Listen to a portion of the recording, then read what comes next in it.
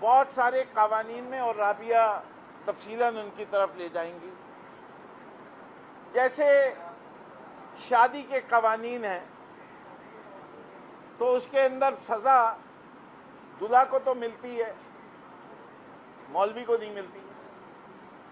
جو نکاح پڑھاتا ہے. جو افسر اس علاقے کا ہے جس کو خبر دی جاتی ہے اور وہ کچھ نہیں کرتا، اس کو بھی نہیں ملتی. تو ایسے بہت ساری کمیاں ان قوانین میں تھیں، اور میں نے اور رابعہ نے مل کے ہم نے دعوت دی تمام جماعتوں کو کہ آئیں. ہم نے وعدہ بھی کیا. اس سیمینار کے بعد پاکستان پیپلز پارٹی کے لوگوں نے، ایم کیو ایم کے لوگوں نے، جی ڈی اے کے لوگوں نے اور پی ٹی آئی کے لوگوں نے سب نے سائن کیا کہ ہم یہ قوانین کو تبدیل کریں گے. اور وہاں جو لکھا وہ نومبر میں 45 دن لکھے. ہم لوگوں نے کام شروع کیا. ہم نے دعوت دی ڈپٹی اسپیکر کے کو بھی دعوت دی کہ آپ، کیونکہ وہ اس کانفرنس میں موجود تھیں اور پریزائڈ کر رہی تھیں، کہ آپ پیپلز پارٹی کی جانب سے یا کسی اور کو اپوائنٹ کرنا چاہیں تو کریں. ہم نے جیسے جیسے کام کرتے جا رہے تھے ہم ان کو ڈرافٹ بلز بھی بنا کے بھیجتے جا رہے تھے کہ آپ اس پہ اگر کوئی کمنٹ کرنا چاہیں تو وہ کمنٹ بھی کریں. انفارچونیٹلی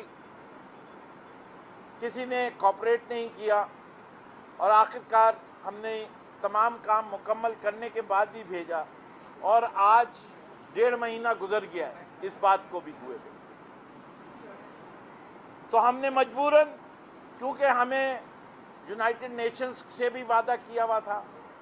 ہم اسلام آباد جا کے بھی یہ بل نیشنل کونسل کو پیش کریں گے،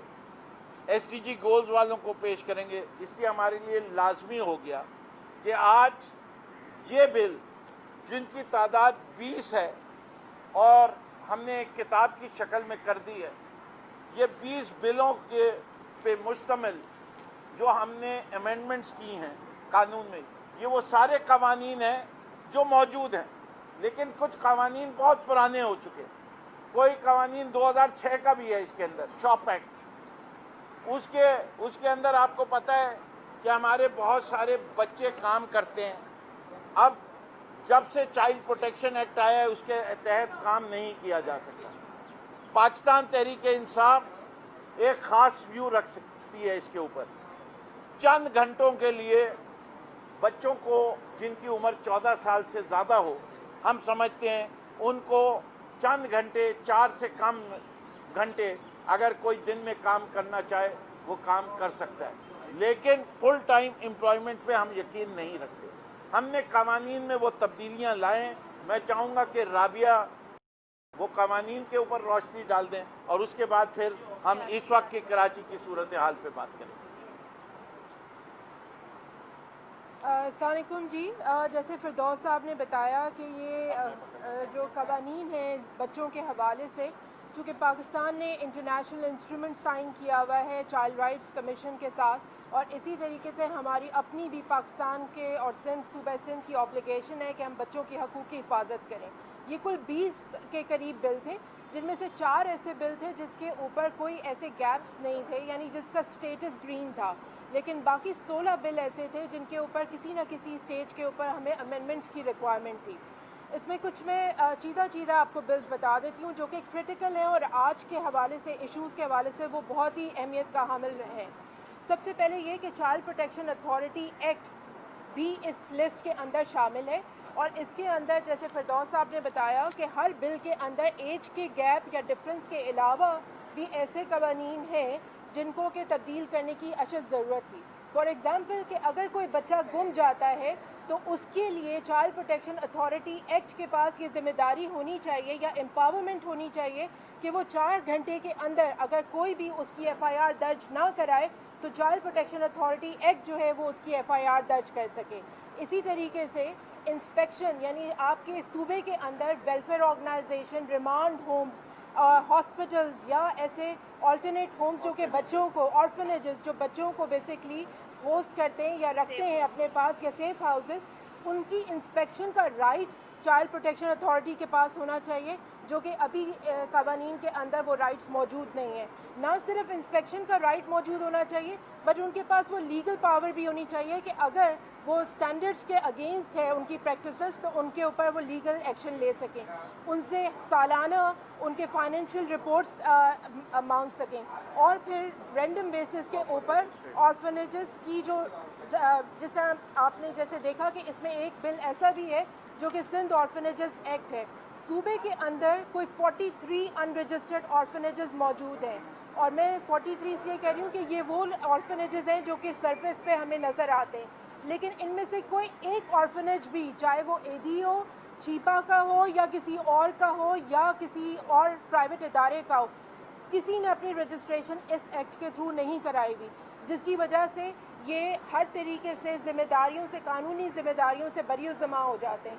سندھ ہائی کورٹ کے اندر بھی اس کا ایک کیس چل رہا ہے، پٹیشن ہے، جس میں باور کرایا گیا ہے کہ ان تمام آرفنیجز کو سندھ آرفنیج ایکٹ کے تحت اپنے آپ کو رجسٹر کرنا ہے، اور اس کی ضرورت ہے تاکہ چائلڈ پروٹیکشن اتھارٹی بھی ان آرفنیجز کو بیسکلی وزٹ کر سکے. اس کے ساتھ ساتھ جو بچے ان آرفنیجز کے اندر رہتے ہیں وہ نادرا کے ساتھ ان کی رجسٹریشن ہونا بہت ضروری ہے. تو یہ ایسے کچھ کلازز ہیں جو کہ سندھ آرفنیج ایکٹ کے اندر مسنگ ہیں، اور جن کی اشد سے ضرورت ہے کہ آپ کو اگر کسی بھی بچے کو کسی آرفنیج کے اندر سے جب آپ باہر بھیج دیتے ہیں یا اڈاپشن پہ بھیج دیتے ہیں تو اس کے حوالے سے قوانین جو ہیں وہ ہماری کرنٹ لیجسلیشن کے اندر مسنگ ہیں. پھر Sindh child marriage restraint act کی جیسے فردوس صاحب نے بات کی، اس کے اندر جو لوکل گورنمنٹ ہے، جو نکاح خواہ ہے، وہ بیسکلی لوکل گورنمنٹ کے اندر آتا ہے، یعنی کہ نکاح خواہ نکاح پڑھوا سکتا ہے، لیکن وہ اس کی جو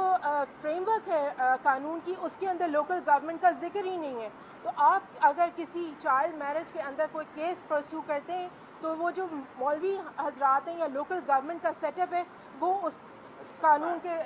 تحت کور ہی نہیں ہوتا. تو اس طرح کے کچھ قوانین ہیں جو کہ بہت ہی کرٹیکل ہیں. ہم نے دیکھا ہے کہ صوبے کے اندر بانڈڈ لیبر کے اندر 3.38 ملین بچہ فورس چائلڈ لیبر کے اندر ہے، لیکن ہمارے قوانین جتنے موجود ہیں وہ بہت ہی ویک ہیں، جس کے بیسس کے اوپر اگر کوئی لیگل ایکشن لینا بھی چاہے تو آپ اس کے تحت کام نہیں کر سکتے. اس لیے ضروری تھا کہ یہ جو 14 کرٹیکل بلز ہیں جس میں child labour, child marriage restraint act, Sindh orphanages act, سب سے بڑھ کے رائٹ ٹو ایجوکیشن، جو کہ بیسکلی ہر قانون بھی، ہمارا کانسٹیٹیوشن بھی کہتا ہے آرٹیکل 25A کہ ہر بچے کا 16 سال تک کی عمر حکومت کی ذمہ داری ہے اس کو فری ایجوکیشن دینا. یہ بل، اس کے علاوہ چائلڈ پروٹیکشن اتھارٹی ایکٹ، جو کہ بہت ہی اہم بل ہیں جن کے اندر یہ ہم نے ترامیم پیش کی ہیں، اور امید کرتے ہیں کہ سندھ گورنمنٹ اس کو فوری طور کے اوپر ڈپارٹمنٹ وائز یا منسٹری وائز اس کو اسمبلی کے اندر ٹیبل کرے. اگر کوئی آپ کے جی پلیز آپ جی، یہ جو ایکٹس جن کے اوپر کام ہوا ہے، Sindh child marriages restraint act 2013، Sindh child protection authority act سن 2011، domestic violence prevention and protection bill سن 2013، Sindh right of children to free and compulsory education act 2013، Sindh prohibition of corporal punishment act 2017، Sindh protection and promotion of breast feeding and child nutrition act 2013، Sindh prevention and control of thalassemia act 2013، Sindh child orphanages supervision and control act 1976، Sindh differently abled persons employment rehabilitation and welfare act 2017، Sindh newborn screening act 2013، Sindh shops and commercial establishment act 2015، Sindh prohibition of employment of children act 2017، Sindh minimum wages act 2015، Sindh bonded labour system abolition act. یہ وہ قوانین ہیں جن کے اوپر ہم نے کام کیا اور بل سبمٹ کیے، اور ہم نے یہ کہہ دیا ہے کہ ہمیں یہ نہیں ہے کہ آپ اس کو پاکستان تحریک انصاف کے بل سمجھیں، اس کو آپ اپنا بل سمجھیے، حکومت کو کہا ہے کہ آپ اس کو اڈاپٹ کر کے پیش کر دیں۔ اس لیے کہ ہمیں پتہ ہے کہ اگر ہم نے یہ قوانین پہ کہیں پرائیویٹ ممبر لکھ دیتے ہیں یا پاکستان تحریک انصاف لکھ دیں گے تو یہ بل کبھی اسمبلی میں پیش ہی نہیں کیے جائیں گے۔ ہم بالکل فراخ دلی کے ساتھ کہتے ہیں کہ میرا نام، رابعہ کا نام ہٹا دیجئے اور اس پہ شہید غنی اور مرتضی وہاب کا نام لکھ دیجئے، کوئی مسئلہ نہیں، لیکن یہ قوانین بچوں کے تحفظ کے لیے، اس معاشرے کی تحفظ کے لیے۔ اب آ جاتے ہیں کراچی کے حالات کے اوپر۔ سب سے پہلے میں وزیر اعظم صاحب کا مشکور ہوں کہ انہوں نے پچھلے ہفتے 3 اہم اقدامات کیے ہیں۔ سب سے پہلے ہم نے بارشوں سے پہلے بھی ذکر کرتا رہا تھا کہ فیڈرل گورنمنٹ کو انٹروین سندھ میں کرنا لازم ہے۔ صرف کراچی کے حالات نہیں، پورے سندھ کے حالات ناگفتہ بے ہوتے جا رہے ہیں، اور اس سلسلے میں ہمارے ایم پی اے حضرات نے ایک ڈرافٹ آرڈر بنوایا آرٹیکل 149(4) کے تحت، اور اس پہ ہم نے اپنی خواہشات لکھ کے بھیجی کہ ہم یہ چیزیں چاہتے ہیں جو فیڈرل گورنمنٹ جن کو کنسیڈر کرے اور گورنمنٹ آف سندھ کو ایشو کرے۔ تاریخی طور پہ اس ملک میں گورنر رول تو آیا ہے، لیکن یہ آرٹیکل 149(4) کا اطلاق پاکستان کی تاریخ میں جب سے یہ آئین بنا ہے کبھی نہیں ہوا۔ لیکن یہ ضروری ہے، آرٹیکل 7, 29, 9 جو fundamental rights of a citizen ہیں، وہ سارے جو پہلے سے لے کے 35 تک کلازز کانسٹیٹیوشن میں دیے ہیں، اس میں سے بے تحاشا قوانین آئین کی پامالی ہو رہی ہے اس وقت سندھ کے اندر، اس سے کہ لوگوں کو ان کے حقوق نہیں مل رہے، جیسے صاف پینے کا پانی نہیں مل رہا، یہ ایک بنیادی حقوق ہے۔ لوگوں کی مال، اسباق، زندگیاں خطرے میں ہیں، اس کی حفاظت ان کا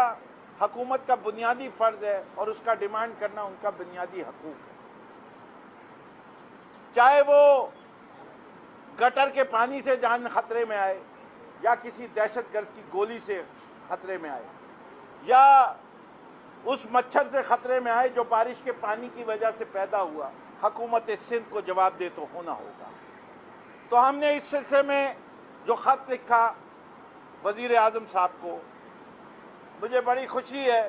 کہ انہی نے فوری طور پر لا منسٹر کو اس کے اوپر کہا ہے کہ اس ڈرافٹ کو دیکھیں، اور 1 ہفتے کے اندر اندر دوبارہ وزیر اعظم صاحب کو وہ اس ڈرافٹ کا مسودہ جو ہم نے بھیجا ہے ریویو کر کے آرٹیکل 149(4) پہ کیبنٹ کے اندر پیش کرنے کی بات کی جائے۔ اس کے ساتھ ساتھ آرٹیکل 140(a) جو اصل میں شہری علاقے، دیہی علاقے، سب کا بنیادی مسائل جو ہیں، جو روزمرہ کے مسائل ہیں، جو شہریوں کے مسائل ہیں، جس کا تعلق سروس ڈیلیوری سے ہے، جس کا تعلق محلے کی صفائی سے ہے، جس کا تعلق گٹر سے ہے، جس کا تعلق فٹ پاتھ سے ہے، جس کا تعلق سڑک سے ہے، وہ چیزیں جو ایک بنیادی سہولتیں کہلاتی ہیں، اس کی ذمہ داری بلدیاتی اداروں کی ہوتی ہے۔ اس صوبے کی کمبختی ہے، بد نصیبی ہے، اور جو حکمران ہیں ان کی بدعمالی ہے اور بدفعلی ہے کہ انہی نے یہ حقوق چھین کے بلدیاتی نظام سے صوبائی حکومت کی طرف لے آئے۔ اس صوبے میں PFC کا ایوارڈ نہیں ہوا 2007 سے۔ یہ سارے وہ مسائل ہیں जो आर्टिकल 140A के तहत आते हैं। इस सिलसिले में फरवरी के महीने में असद उमर साहब और वज़ीर आज़म साहब दोनों ने पिटीशन दाखिल की सुप्रीम कोर्ट में। हमने ये भी दरख्वास्त की है कि हमारे कराची के MNAs और MPs भी उस पिटीशन का हिस्सा बनेंगे, और अटॉर्नी जनरल से उन्होंने कहा है कि फौरी तौर के ऊपर इसको सुप्रीम कोर्ट से दरख्वास्त की जाए कि ये आर्टिकल 140 सुना जाए। अगर हमारे पास आज 2/3 अक्सरियत होती तो हम पूरा आर्टिकल 140A के अंदर ही ये कानून लिख देते, लेकिन वो आइन में तरमीम की शक है और मैं समझता हूँ उस पर रेजिस्टेंस आएगी। लेकिन हम ये भी कोशिश कर रहे हैं कि आर्टिकल 140A को फर्दर डिफाइन करें। इस सिलसिले में पिछले हफ्ते हमारे सिंध के MPA जिसमें सिद्रा, संजय, बिलाल, अरसलान, मैंने मिल के बॉडीज एक्ट वो हमने असेंबली में जमा कराया कि वक्त ज़रूरत अगर कोर्ट मांगेगी कि आप क्या चाहते हैं तो हम वो कानून का मसौदा उनको दें कि ये है हमारी ख्वाहिश। और आखिरी बात, वो कल का ऐलान है जिसको हम समझते हैं इस वक्त इस शहर की अशद ज़रूरत थी बीमारी से बचने के लिए, टाइफाइड से बचने के लिए, मलेरिया से बचने के लिए, कि जो कुछ कराची में हुआ उसको एक डिज़ास्टर समझा जाए। और यही पैगाम गवर्नर साहब लेके गए थे और ये पैगाम उन्होंने बाखूबी दिया, और मैं उनको भी मुबारकबाद देता हूँ कि उन्होंने हमारी ख्वाहिशात के लिहाज से वो पैगाम वहाँ दिया। और वज़ीर आज़म साहब का मशकूर हूँ कि इन्होंने फौरी तौर के ऊपर इस बात को रिकॉग्नाइज़ किया कि जो कुछ कराची के इस वक्त हालात हैं वो एक डिज़ास्टर से कम नहीं है, और उन्होंने फौरी तौर पर चेयरमैन NDMA को कहा कि वो एक्टिवेट हों और वो तदाबीर जो वह समझते हैं कि कराची के हालात को बेहतर करने के लिए, कराची के शहरियों को बीमारियों से महफूज करने के लिए वो और पाक फौज मिलकर फौरी तौर पर एक्शन लें। मैं ये समझता हूँ ये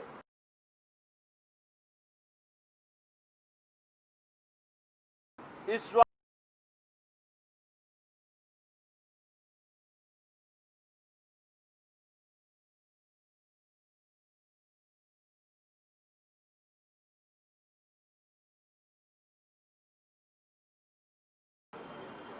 हर चीज़ के ऊपर ड्रामा टोपी चल रहा होता है। अब के नासिर शाह साहब का नया ड्रामा टोपी है, हम जिम्मेदार हैं और हम शर्मिंदा हैं। भाई तुम जिम्मेदार और शर्मिंदा हो, इससे हम क्या करें? हम क्या करें? अगर तुम इतने जिम्मेदार और शर्मिंदा हो, तुम लोकल बॉडी से रिजाइन करो कि तुम फेल हो चुके हो 12 साल। हम अभी अगला सवाल आप पूछेंगे, हम तो ये इतलाक खान साहब से कहते हैं हर जगह अप्लाई करें फेडरल गवर्नमेंट में, जो फेल हो उसको हटाओ और स्टैंडर्ड KPI लगाओ। इससे कि हमारी जमात वो जमात नहीं है जिसको सिर्फ जरदारी साहब ने कह दिया तो चुप बैठ जाओ तो चुप बैठ जाए। नवाज शरीफ के हमें हमारे लीडर ने हक दिया है कि ज़बान रखते हो, तमीज़ से कायदे से अपने सारे ख्यालात का इजहार कर सकते हो, तो हम अपने ख्यालात का इजहार करते रहेंगे। हम समझते हैं जो अच्छी बातें हुई हैं, हम वज़ीर आज़म साहब को और उनकी पूरी टीम को और असद उमर साहब को इस वक्त तक जो कोरोना के मैदान में कामयाबियाँ हुई हैं इस जंग को लड़ने में, और ख़ास तौर पे खुदाए बुजुर्गवार का हम शुक्रगुजार हैं कि उसने हमारे मुल्क को इस आफत से उतना मुतासिर नहीं किया जैसे दुनिया के दूसरे इलाके। कोई सवाल? कोरोना के केसेस का जिक्र किया है जी कि जी कोरोना केसेस जो है ज़्यादा जो सिंध में इस बार आपने जिक्र किया, जो मतलब वहाँ या दीगर हुकूमत का मौक़िफ़ है, उनका कहना है कि हम ज़्यादा टेस्टिंग करते हैं इसलिए यहाँ पर ज़्यादा केसेस सामने आए हैं। जी मैं कि सूबे जो उन्होंने ज़्यादा टेस्टिंग नहीं की, जी मैं इसलिए वहाँ कम। जी मैं एक मेयार ऐसा है जिससे कोई इनकार नहीं कर सकता, वो है अमवात। जितने ज़्यादा केसेस होंगे उतनी ज़्यादा अमवात होनी चाहिए। तो अमवात देख लीजिए, हम 12 कहते रहे हैं کہ سندھ میں تو جس شخص کو گولی بھی لگی ہے اس کو بھی انہوں نے کووڈ ڈکلیئر کر کے مار دیا. انہوں نے طالب جوہری صاحب جو کہ 4 سال سے علیل تھے, سید منور حسن, کتنے کیسز ایسے ہیں جو پرومننٹ ہیں جن کو کووڈ ڈکلیئر کر دیا اور وہ لسٹ میں آئے ہیں کووڈ کی ڈیتھس میں. وہ آپ کو بھی پتہ ہے, مجھے بھی پتہ ہے, ہم انہی کی فگر مان لیتے ہیں کہ ساری وہ فگر درست ہے, لیکن اموات کی شرح سے جج کر لیجئے کہ اس وقت آج پنجاب کی 19 ڈسٹرکٹ میں 0 کیس رپورٹڈ اور 24 ڈسٹرکٹس میں 0 ڈیتھ رپورٹڈ. تو یہ جو حالات ہیں پورے ملک میں, کوئی مقابلہ نہیں ہے صوبوں کے درمیان. یہ ایک سمارٹ لاک ڈاؤن کی پالیسی جب سے ایڈاپٹ کی ہے, یہ کیسز کم ہونے شروع ہوئے ہیں. ٹریک اینڈ ٹریس کو جتنا بہتر کر لیا جائے وہ بہتر ہے اور اسی سے معاملات درست ہوں گے. جی آپ کو آپ نے جو مطالبہ کیا ہے وہ کیا آپ نہیں سمجھیں کہ جمہوریت کے برعکس ہے, حکومت کے حق پہ ڈالا نہیں مارا ڈالے عوام کیا اس سے رد عمل نہیں دیں گے؟ جمہوریت کا مطلب ہے عوام کی خدمت. وہ جمہوریت جو عوام کی خدمت نہیں کرتی وہ چوروں اور ڈکیت کہلاتے ہیں. اس سے کہ 1.3 ٹریلین کا بجٹ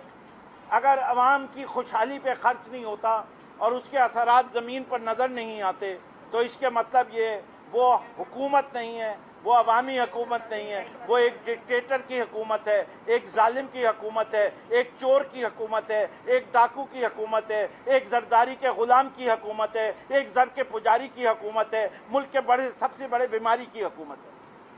آپ یہ بتائیے کہ آپ کس نالے میں کراچی ایجنسی کے باتیں ہیں, آپ نے اس کا تذکرہ نہیں کیا کہ بڑی جمعہ ہے 4 سال سے وہ ایک بار بتا رہے ہیں کہ نالہ